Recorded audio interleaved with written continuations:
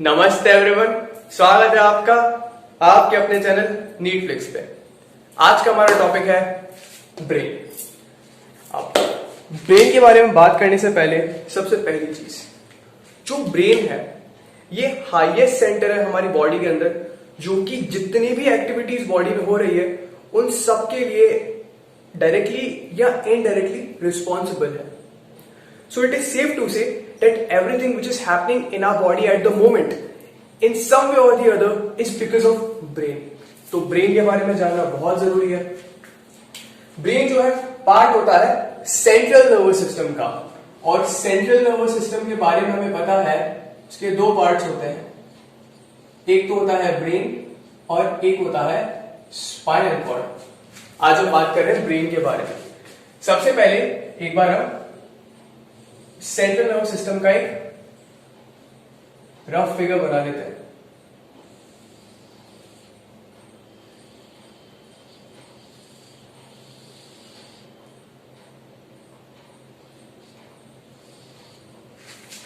ये lateral section बनाया मैंने सेंट्रल नर्वस सिस्टम का, मतलब मैं ऐसे खड़ा हूं और आपने अगर मुझे ऐसे काटा और ऐसे आप जब मुझे देखोगे तो आपको मेरा सेंट्रल नर्वस सिस्टम ऐसा दिखेगा।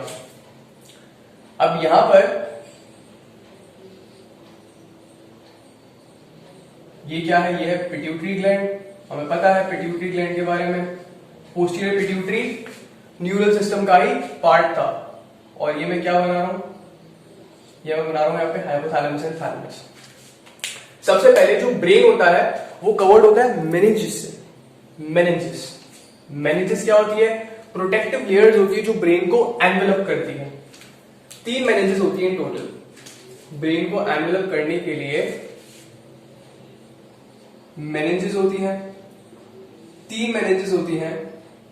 एक होती है पिया मैटर, एक होती है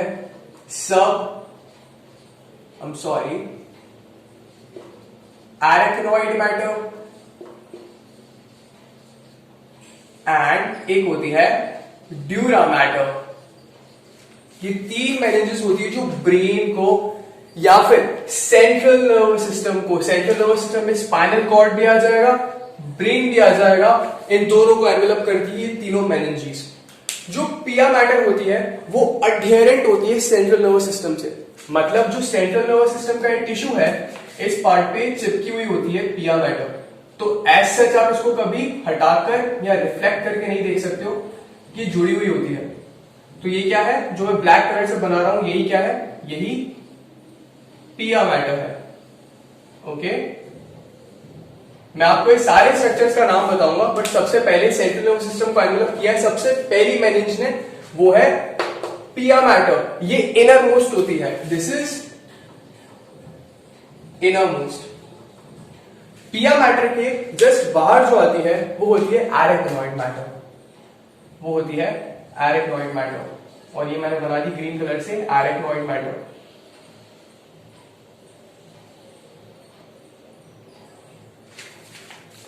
एरेक्नोइड मैटर, एरेक्ना वर्ड जो होता है, एरेक्नो वर्ड, ये स्पाइडर से रिलेटेड होता है। तो अंदर क्या होती है? ये ट्रैबेक्युला भेजता है एरेक्नोइड मैटर, सेप्टा टाइप, जिसकी वजह से वेब लाइक स्ट्रक्चर बन जाता है अंदर, इसके लिए इसको ऐसे नाम देते हैं। आपको याद करने की जरूरत नहीं है, जस्ट मैं ऐसे आपको बता रहा हूं। जो आउटर मोस्ट मेनिंज होती है वो होती है ड्यूरा मैटर। क्या होती है? Dura mater. जो मैं अभी ब्लू कलर से बना रहा हूं ये क्या है? ड्यूरा मैटर होती है। सबसे बाहर वाली ड्यूरा मैटर, उसके अंदर वाली सब एरेक्नोइड, और सबसे अंदर वाली पिया मैटर। ये हमें याद रखना है। ये तीनों मेनिंजेस कवर करती है सेंट्रल नर्वस सिस्टम को। काम क्या होता है? कलेक्टिवली इनका काम होता है प्रोटेक्शन प्रोवाइड करना, और इनके अंदर सेरिब्रो स्पाइनल फ्लूइड भी होता है, जिसे हम CSF बोल देते हैं, cerebro spinal fluid. Cerebro spinal fluid shock absorber का काम करता है। जस्ट लाइक ब्रेन बहुत डेलिकेट स्ट्रक्चर है, इसके चारों तरफ क्या होती है? बोन्स होती है, क्रेनियल कैविटी होती है। जो स्पाइनल कॉर्ड होती है उसके चारों तरफ भी वर्टेब्रा होती है, बोन्स होती है। तो अगर कोई भी इंपैक्ट पड़ा और अगर कुछ क्वेश्चन करने के लिए नहीं होगा ना, तो जैसे ही ब्रेन स्ट्राइक करेगा तो डैमेज हो जाएगा। तो इसके लिए ये प्रोटेक्टिव मेनिंजीज होती है और सेरिब्रोस्पाइनल फ्लूइड कुशनिंग का काम करता है, शॉक एब्जॉर्बर का काम करता है। ओके, अब ये तो हो गया जो मेम्ब्रेन्स कवर करती है ब्रेन को। ऐसा जो ब्रेन कोई नहीं, सिर्फ स्पाइनल कॉर्ड को भी कवर करती है। अब जब हम ब्रेन की बात करेंगे तो जो ब्रेन होता है वो 3 पार्ट्स में डिवाइडेड होता है। एक तो होता है फोर ब्रेन, एक होता है मिड ब्रेन, एक होता है hind brain.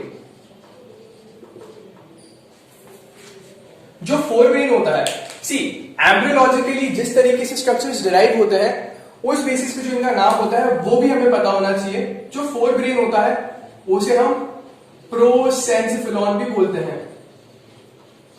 I don't know, मेरी स्पेलिंग हो सकता है गलत हो यहां पे, प्रोसेंसिफिलॉन। नेक्स्ट मिड ब्रेन को बोलते हैं मेसेंसिफिलॉन, मीसेंसिफिलॉन। एंड जो हाइंड ब्रेन होता है इसे हम बोलते हैं रोम्बेंसिफिलॉन। ये गालियां नहीं है, ये इनके नाम है, प्रोसेंसिफिलॉन, मेसेंसिफिलॉन एंड रोम्बेंसिफिलॉन। ओके, जो फोर ब्रेन होता है इसे हम 2 पार्ट्स में डिवाइड करते हैं। पहला पार्ट सेरिब्रम, जो पहला पार्ट होता है, मेजर पार्ट होता है सेरिब्रम। दूसरा पार्ट होता है डायएन्सेफेलॉन। डायएन्सेफेलॉन के अंदर थैलेमस आ जाता है, हाइपोथैलेमस आ जाता है और कुछ और स्ट्रक्चर आते हैं जो हमें याद नहीं करने, सिर्फ इतने याद होने चाहिए हमें। डायएन्सेफेलॉन के अंदर आपको ये 2 याद होने ही चाहिए। मैं दिखाऊंगा ये कहां पर है। यहाँ पर भी मिड ब्रेन के अंदर पर्टिकुलर कोई स्ट्रक्चर नहीं होता है। मिड ब्रेन के अंदर बस एक चीज होती है जो हमें याद होना है, नाम याद करना है, नाम वो है कॉर्पोरा क्वाड्रिजेमिना। ये नाम याद करना है हमें, कॉर्पोरा क्वाड्रिजेमिना। और इसका लोकेशन देखना है कि कहां पर है मिड ब्रेन के अंदर। इंपॉर्टेंट स्ट्रक्चर है बहुत, कॉर्पोरा क्वाड्रिजेमिना। क्वाड्रिवर्ड 4 के लिए होता है, 4 क्या है देखेंगे आगे। नेक्स्ट है हाइंड ब्रेन। हाइंड ब्रेन के अंदर क्या क्या आता है? एक तो आता है पॉन्स, जिसे पॉन्स वेरोली भी बोलते हैं। फिर आता है मेड्यूला, जिसे हम मेड्यूला ऑब्लोंगेटा भी बोलते हैं। और एक आता है सेरेबैलम। सेरेबैलम, एक था सेरेब्रम, एक है cerebellum. Cerebrum is big brain, cerebellum is also known as small brain. याद रखने का है बस, ठीक है भाई। सारे स्ट्रक्चर्स हम यहां पे देखते हैं कहां पर है। सबसे पहले बात करते हैं फोर ब्रेन की। फोर ब्रेन जो होता है वो मिड ब्रेन के जस्ट ऊपर होता है। ऑब्वियसली मैं इसको आपको कुछ नया नहीं बताऊंगा, कुछ ज्यादा खास भी नहीं है, लेकिन मिड ब्रेन का पोजीशन आपको बताता हूं। ये है मिड ब्रेन। क्या है? ये है मिड ब्रेन। ये रहा, ये जो आपका स्ट्रक्चर है ये क्या है? ये है mid brain.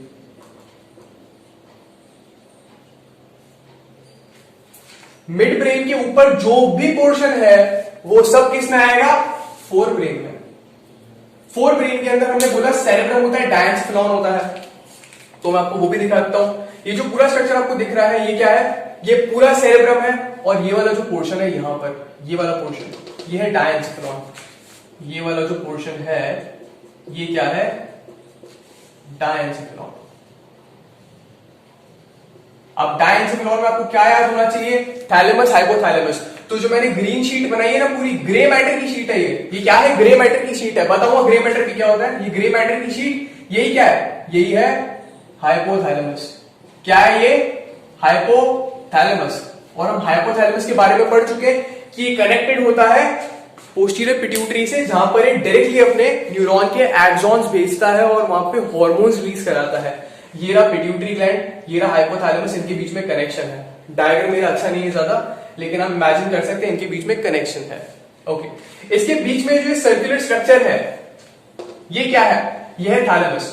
What is this? This is thalamus. ये है थैलेमस, जो कॉइन लाइक चीज बनाई हुई है बीच में, दिस इज थैलेमस। ओके, ये पूरा हो गया डायंसिफिलॉन। यहां पर पीनियल ग्लैंड भी मिलेगा अपने को पीछे, पर फिलहाल के लिए ये हो गया डायंसिफिलॉन। अब इसके बाहर का जो भी स्ट्रक्चर बच गया वो क्या है, सेरिब्रम। सेरिब्रम के बीच में ये जो स्ट्रक्चर आ रहा है, ये जो यहां पे बनाया हुआ है स्ट्रक्चर, इसे हम क्या बोलते हैं, इसे हम बोलते हैं corpus callosum. What is this, this is corpus callosum. Corpus callosum क्या करता है, ये जो बचा हुआ स्ट्रक्चर है पूरा, ये क्या है, सेरिब्रम है। जो सेरिब्रम होता है वो दो पार्ट्स में डिवाइडेड होता है। एक होता है राइट सेरिब्रल हेमिस्फीयर और एक होता है ऑब्वियसली लेफ्ट सेरिब्रल हेमिस्फीयर।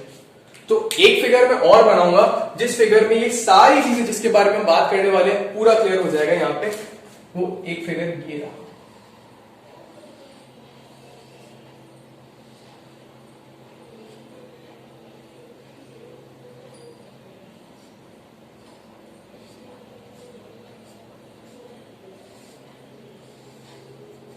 ये क्या है, ये मैंने फ्रंटल सेक्शन से बनाया।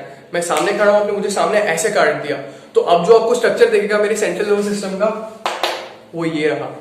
अब क्या है, पीछे आ जाएगा अपना सेरिबैलम। ये क्या है, ये जो मैंने बना रखा है बाहर, ये पूरा जो स्ट्रक्चर है, ये दोनों क्या है, ये दोनों है सेरिब्रल हेमिस्फीयर्स। किसका पार्ट है, फोर ब्रेन का पार्ट है। जो सेरिब्रल हेमिस्फीयर्स हैं, इनमें क्या होता है, इन्हें कनेक्ट करती है, दोनों साइड के सेरिब्रल हेमिस्फीयर को एक स्ट्रक्चर कनेक्ट करता है जिसका नाम मैंने आपको भी बता दिया ऊपर, क्या है, कॉर्पस कैलोसम।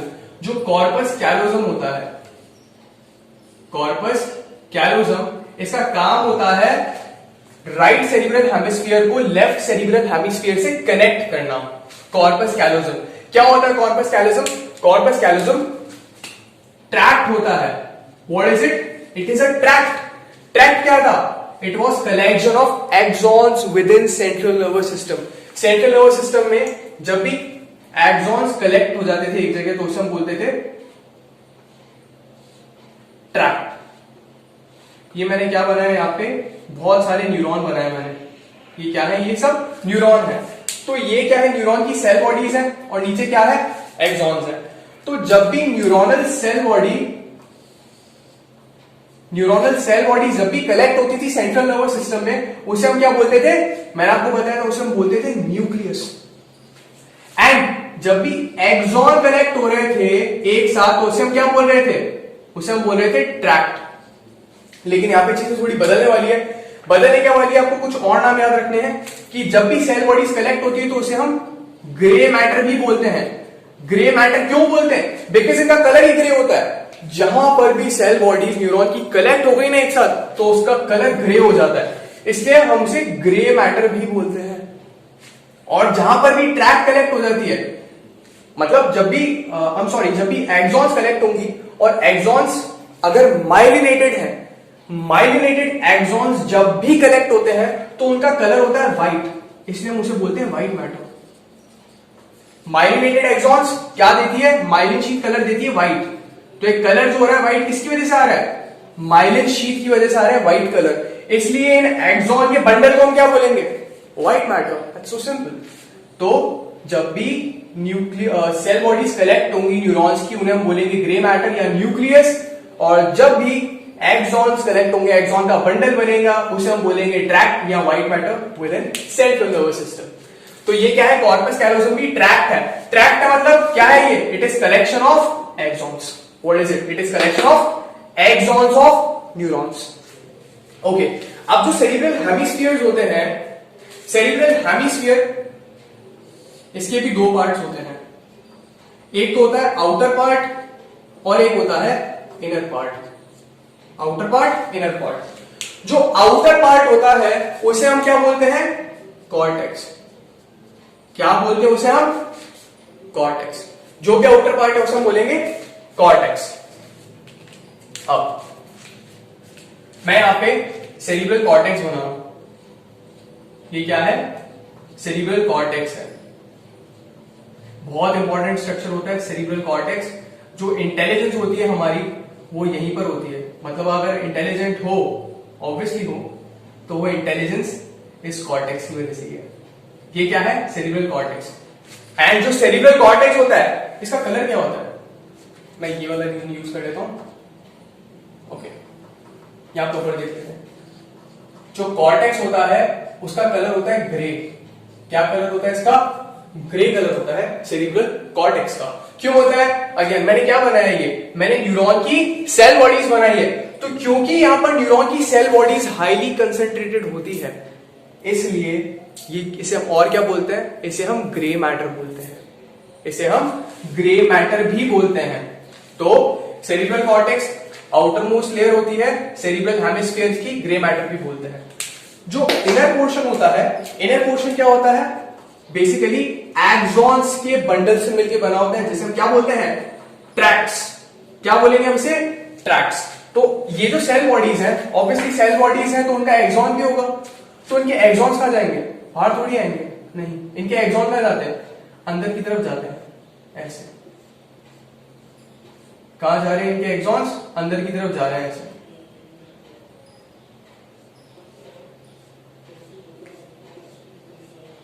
और अंदर जा रहे हैं, साथ में कनेक्ट हो रहे, तो क्या बना रहे हैं? ये ट्रैक्ट्स बना रहे हैं, ऐसे। क्या बना रहे हैं? ट्रैक्ट्स बना रहे हैं। अब जो इनर पोर्शन है, मैंने आपको बोल दिया ट्रैक्ट से मिलकर बना होता है। क्यों बना होता है ट्रैक्ट से मिलके? क्योंकि ये जो इनके सेल बॉडीज थी कॉर्टेक्स में, उनके न्यूरॉन्स के एक्सॉन्स है जो अंदर जा रहे हैं, और सारे एक्सॉन्स माइलिनेटेड होते हैं। सारे एक्सॉन्स माइलिनेटेड होते हैं। माइलिनेटेड एक्सॉन्स कैसे दिखते हैं? व्हाइट। इसलिए हम क्या बोलते हैं? व्हाइट मैटर बोलते हैं। तो सेरिब्रल हेमिस्फीयर में आउटर लेयर क्या होती है? Grey matter. अंदर वाली लेयर क्या होती है? White matter. ठीक है। अब ये न्यूरॉन्स माइलिनेटेड होते हैं। क्यों होते हैं आपको पता है? माइलिनेटेड न्यूरॉन्स के अंदर जो एक्शन पोटेंशियल या कंडक्शन वेलोसिटी होता है बहुत जबरदस्त होता है, और जरूरी है यहाँ पे, क्योंकि सेरिब्रल कॉर्टेक्स से बहुत इंपॉर्टेंट इंफॉर्मेशन आ रही है। अगर कोई इंफॉर्मेशन सेरिब्रल कॉर्टेक्स पे जा रही है तो मान लेना बहुत इंपॉर्टेंट है। इसके लिए इनमें कंडक्शन वेलोसिटी सुपर फास्ट होती है।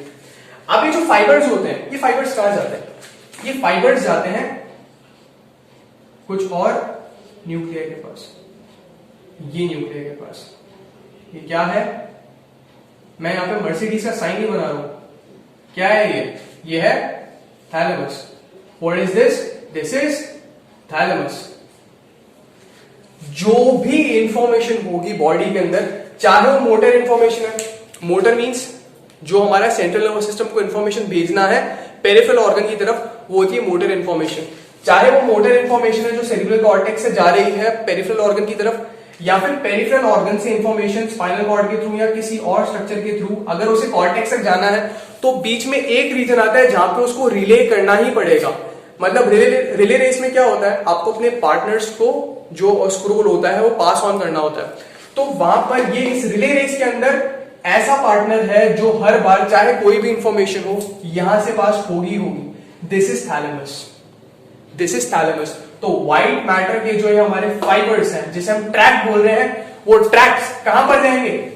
थैलेमस पे जाके रिले करेंगे ही करेंगे, और यहां से वो लोअर सेंटर्स के थ्रू होकर सीधे बॉडी के पेरिफेरल ऑर्गन की तरफ जाएंगे। सो ये था हमारा सेरिब्रल हेमिस्फीयर। अब जो सेरिब्रल हेमिस्फीयर है, उससे पहले आगे जाने से पहले एक चीज मैं आपको यहीं पे बता दूं। सेरिब्रल हेमिस्फीयर के अंदर कुछ रीजन्स होते हैं। हमने सेंसरी और मोटर इंफॉर्मेशन की बात करी।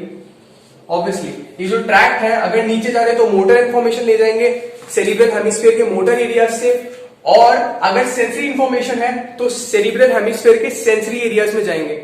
सेरिब्रल हेमिस्फीयर के एरियाज होते हैं अलग अलग, मोटर इंफॉर्मेशन के लिए, सेंसरी इंफॉर्मेशन के लिए, और कुछ ऐसी इंफॉर्मेशन जो ना की सेंसरी है ना की मोटर है, उसे हम बोलते हैं एसोसिएशन एरियाज। तो मैं आपको एक सेरिब्रल हेमिस्फीयर बता रहा हूं, लिटरल व्यू है। यहां पे क्या होता है? ये फ्रंट साइड है इसका, वेंट्रल साइड बोल दो जिसे आप, एंटीरियर साइड बोल दो। फ्रंट है, ऑब्वियसली बैक है। बीच में एक सर्कस होता है। जो सेरिब्रल हेमिस्फीयर होता है, इसका स्ट्रक्चर कैसा होता है? कॉन्वोल्यूटेड होता है। मतलब आपको यहाँ पे सर्कस एंड गायरा दिखेंगे, कॉन्वोल्यूटेड स्ट्रक्चर होता है। सेरिबैलम का स्ट्रक्चर भी ऐसा ही होता है, सर्कस और गायरा दिखेंगे।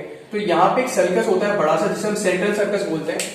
सेंट्रल सर्कस के आगे जो भी एरियाज होते हैं वो किसके होते हैं? वो होते हैं मोटर इंफॉर्मेशन के लिए, इसलिए हम इन्हें मोटर एरियाज बोल देते हैं। सेंट्रल सल्कस, जो ब्लैक मैंने बनाया है ये है सेंट्रल सल्कस। इसके आगे जो भी इंफॉर्मेशन वो है मोटर एरियाज के लिए, बताइए देता हूं, यहां पे ये है सेंट्रल सल्कस। और सेंट्रल सल्कस के पीछे जो भी इंफॉर्मेशन है ये इंफॉर्मेशन होती है फॉर सेंसेशंस। जो सेंसरी एरिया होता है वो होता है सेंट्रल सर्कस के पीछे वाले एरिया। और कुछ एरियाज में आपको बताने वाला हूं जो कि ना की मोटर होते हैं ना सेंसरी होते हैं। मोटर एरिया सेंसरी एरियाज का मतलब आप समझ गए होंगे। मोटर मतलब जो भी इंफॉर्मेशन, मान लो मुझे हैंड मूव करना है, अगर हैंड मूव करना है तो इंफॉर्मेशन कॉर्टेक्स से जा रही है, क्योंकि मैं उसको वॉलेंटरीली मूव कर रहा हूं, मैं जान करके इसे मूव कर रहा हूं, तो ये कॉर्टेक्स से आएगी इंफॉर्मेशन। तो कॉर्टेक्स से जो ट्रैक्ट है ये इंफॉर्मेशन को कैरी करेगा, थैलेमस के थ्रू जाएगा, स्पाइनल कॉर्ड के सेक्शन पे जाएगा, स्पाइनल कॉर्ड का वो सेक्शन जो मेरे हैंड को इनर्वेट कर रहा है वहां पर जाएगा और इसे मूव करने का इंफॉर्मेशन देगा। तो वो मोटर एरिया से निकलेगा। वैसे ही अगर मुझे यहाँ पे किसी ने पिंच किया, अगर पिंच किया मेरे हैंड पे, तो यहां से जो सेंसरी इंफॉर्मेशन है वो जाएगा सेंट्रल नर्वस सिस्टम पे, स्पाइनल कॉर्ड से जाएगा ऊपर जाएगा, थैलेमस एनकाउंटर करेगा, ट्रैक्ट की फॉर्म में होगा और सेरिब्रल कॉर्टेक्स में जाएगा। तो सेरिब्रल कॉर्टेक्स में कौन से एरिया में जाएगा? सेंसरी एरिया में जाएगा। वैसे ही यहां पर कुछ एरियाज ऐसे भी होते हैं जो कि ना ही सेंसरी होते ना ही मोटर होते हैं। इन एरियाज को हम क्या बोलते हैं? Association areas. What do we call them? We call them association areas. जो एसोसिएशन एरियाज होते हैं बहुत इंपॉर्टेंट होते हैं। क्या क्या काम करते हैं? इनका रोल होता है मेमोरी के अंदर।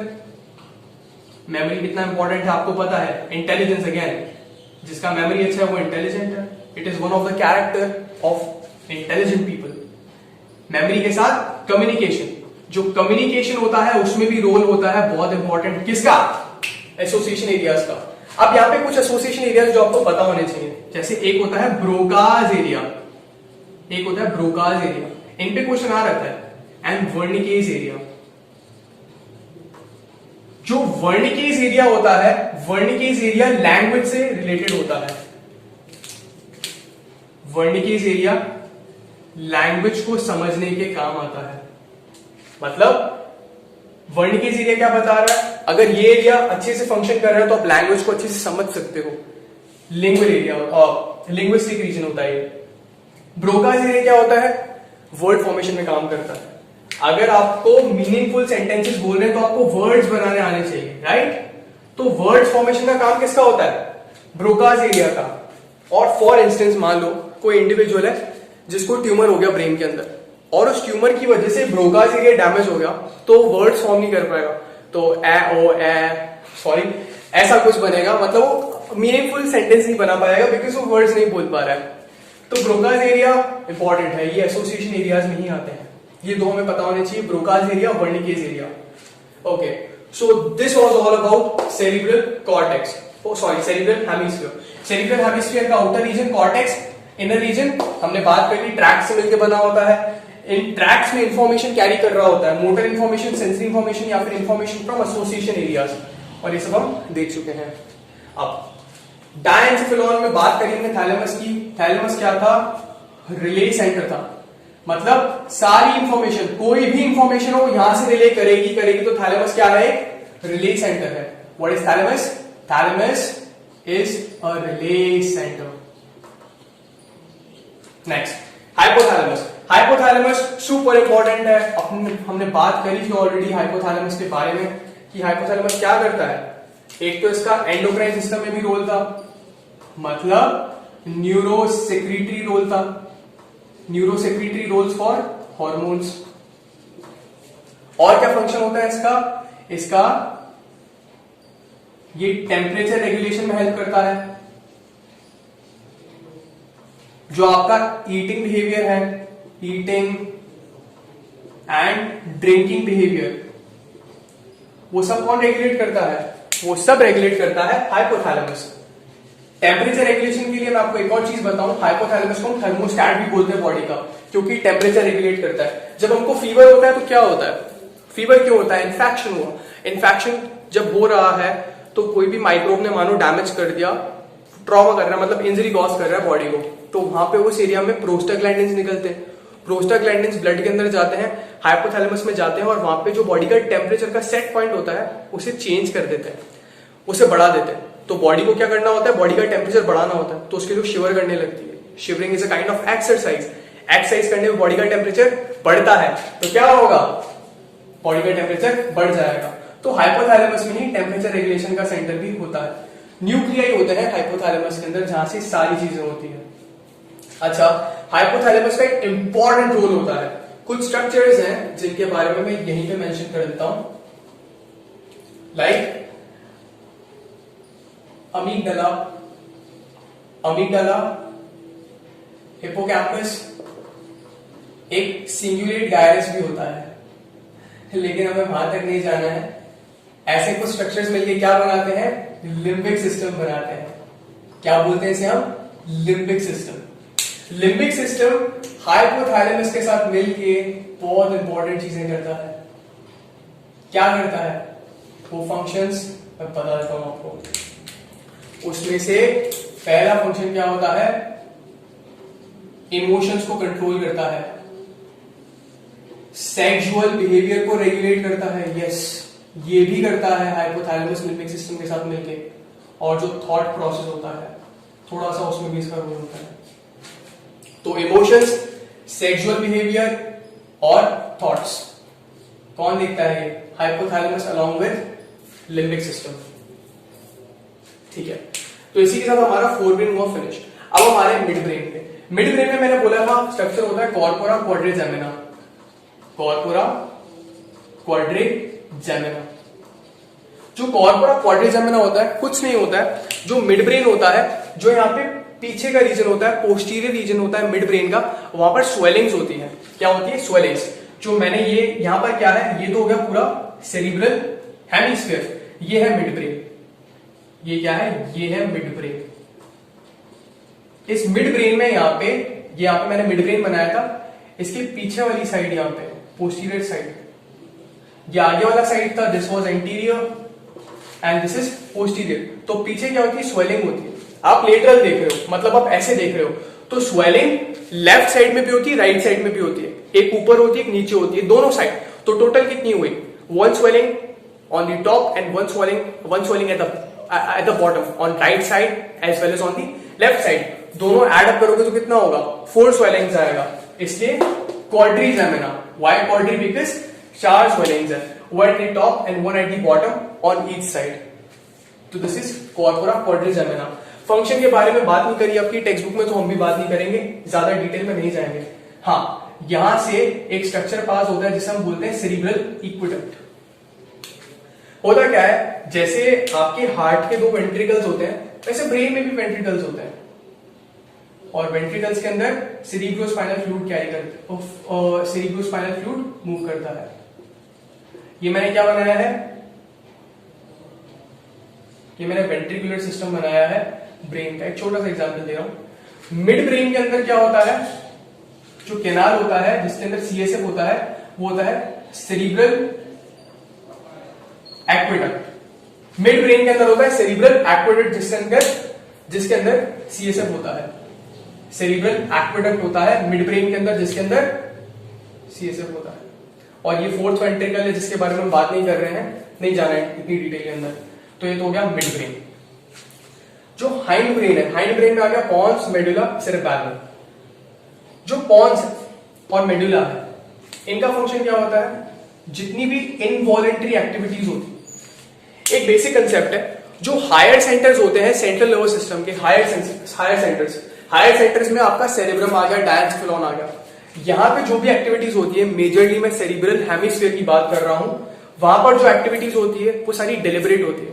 मतलब जो एक्टिविटीज आप विलफुली करोगे वो सारी यहां से रेगुलेट होती है। जो इनवॉलेंट्री होती है, जहां पे इंस्टेंटेनियस रिस्पॉन्स होता है, जहां पे आप सोचोगे तो गेम खत्म। जस्ट लाइक आपका हार्ट रेट, आप जब तक आप अपने हार्ट रेट पे ध्यान नहीं दोगे, आप उसके बारे में अवेयर भी नहीं हो कि हार्ट अपने आप बीट कर रहा है, क्या आप उसे बोल रहे हो क्या पंप करना है, अभी जरूरत है ब्लड की, नहीं। तो ये सारी activities, involuntary activities lower centres में देखी जाती है। और वो लोअर सेंटर्स कौन कौन से, पॉन्स है, मेडुला है। मेडुला के अंदर कार्डियोवैस्कुलर सेंटर्स होते हैं, रेस्पिरेटरी सेंटर्स होते हैं, वॉमिटिंग सेंटर होता है, इवन जो आपका गैस्ट्रोइंटेस्टाइनल सिस्टम होता है ना, उसके रिफ्लेक्सेस भी होते हैं, वो भी मेडुला के लेवल पे ऑपरेट करते हैं। ये इंपॉर्टेंट चीज है अबाउट मेडुला। पॉन्स के अंदर आपने न्यूमोटैक्सिक सेंटर के बारे में सुना होगा, जो कि रेस्पिरेशन का इंस्पिरेटरी रेट जो होता है उसे रेगुलेट कराता है।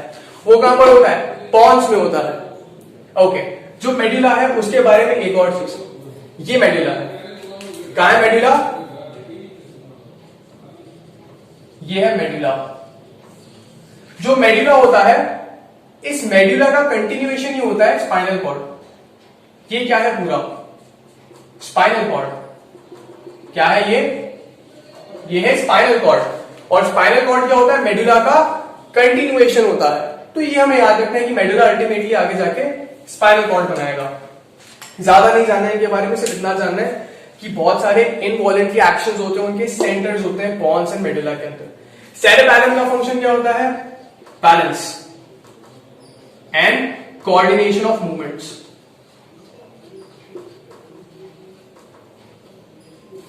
कहां है सेरेबैलम? ये रहा सेरेबैलम। इस फिगर के अंदर सेरेबैलम ये रहा, और यहां पे सेरेबैलम ये रहा।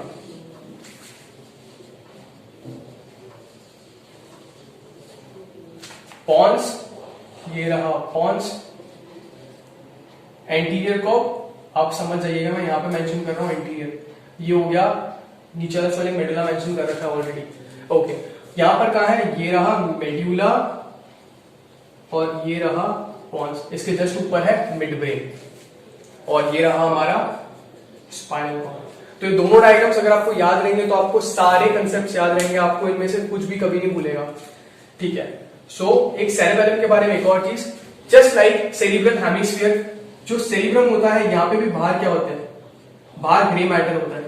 और ग्रे मैटर अगर है तो क्यों है? बिकॉज वहां पे क्या है? न्यूरॉन्स की सेल बॉडीज कंसेंट्रेटेड होती है। ठीक है। और जैसे सेरिब्रल हेमिस्फीयर्स के अंदर की तरफ व्हाइट मैटर होता है, वैसे ही सेरिबैलम के अंदर भी अंदर की तरफ क्या होता है? व्हाइट मैटर होता है। तो ये क्या है? व्हाइट मैटर है। अगेन इंफॉर्मेशन चाहिए, बिकॉज ये कोऑर्डिनेट कराएगा मूवमेंट्स को, तो ये मसल से इसको इंफॉर्मेशन चाहिए होता है कि पोजीशन क्या है पर्टिकुलर मसल का। उसके बाद इंफॉर्मेशन भेजेगा सेरिब्रल कॉर्टेक्स में, और वहां से वॉलेंटरी मूवमेंट्स कराएगा। तो ये सब काम सेरिबैलम का होता है, इनवॉलेंटरी करता है। ओके, एक लास्ट चीज, बिल्कुल लास्ट चीज, brain stem.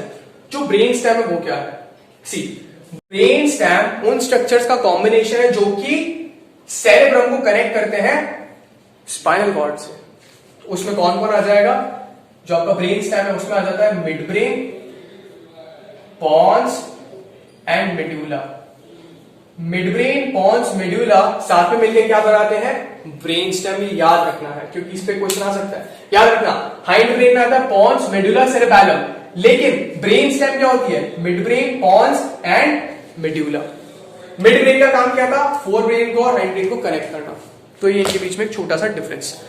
Okay, let's just recap. हमने बात करी ब्रेन होता है, उसे हम तीन पार्ट्स में डिवाइड करते हैं, fore brain, mid brain, hind brain. Fore brain को प्रोजेंसेफेलॉन बोलते हैं, मिड ब्रेन को मेसेंसेफेलॉन, हाइंड ब्रेन को ट्रोम्बेंसेफेलॉन। फोर ब्रेन जो होता है वो डिवाइडेड होता है सेरिब्रम के अंदर एंड डायंसेफेलॉन के अंदर। डायंसेफेलॉन में आ जाता है थैलेमस, हाइपोथैलेमस, अमीगडाला, बहुत सारे स्ट्रक्चर्स आ जाते हैं। जो सेरिब्रम होता है उसमें आता है सेरिब्रल हेमिस्फीयर। सेरिब्रल हेमिस्फीयर दोनों साइड होता है, राइट साइड, लेफ्ट साइड, दोनों को कनेक्ट कौन करता है? Corpus callosum, which is a tract of axons of cell bodies within central nervous system.